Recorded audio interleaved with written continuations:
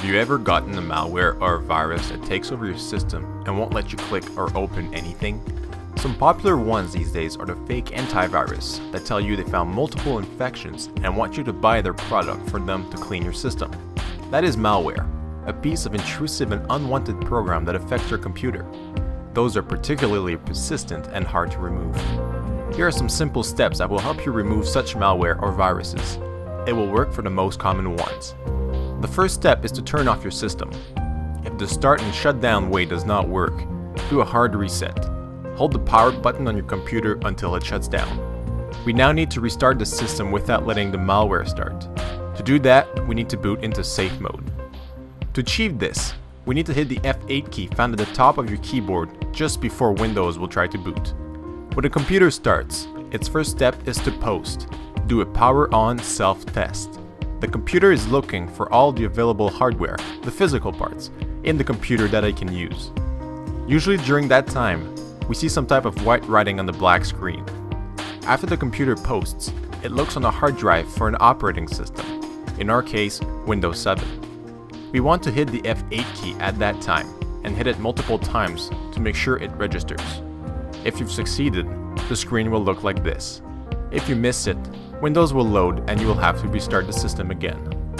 When you've succeeded to get the recovery mode screen, select the option Safe Mode with Networking using the arrow keys and press Enter. Now Windows will load the minimum drivers so that it can start. This means that 99% of the time, the virus or malware will not load. You will notice the screen resolution is poor because we are using the most basic drivers. Once Windows is done loading, at the top you will notice it says Safe Mode, so we are good to go. Check to make sure you are connected to the internet and open a browser window. Go to google.com and search for malware bytes. We will open the link to their site. Click on Products and choose to download the free version. This is a very good anti-malware program, kept up to date often and has never failed me so far.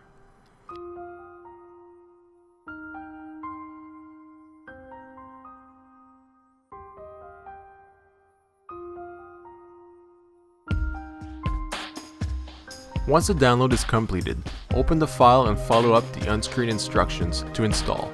They are very straightforward. Once installed, open the program and let it update its database to the newest version. Once you get to the main screen, choose Perform a quick scan and click on Scan.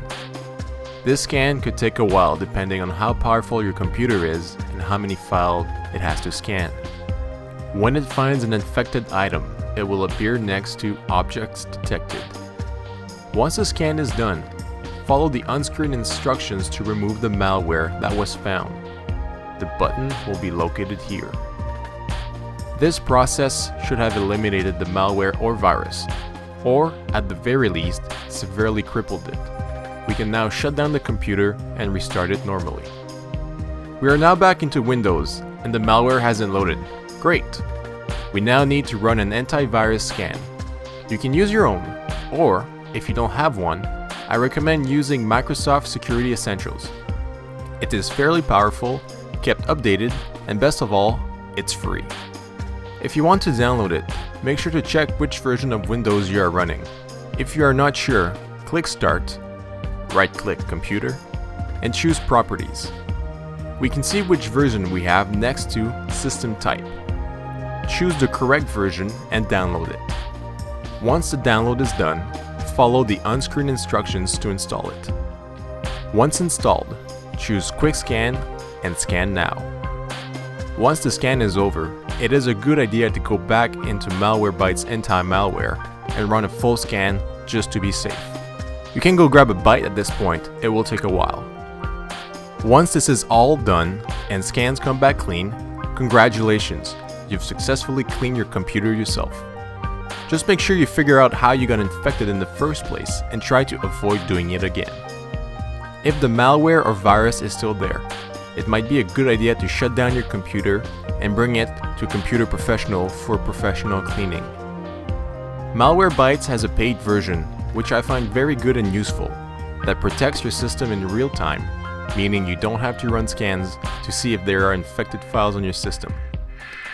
Thanks for watching, and remember to subscribe to our channel if you liked our video, and stop by our website to read more articles.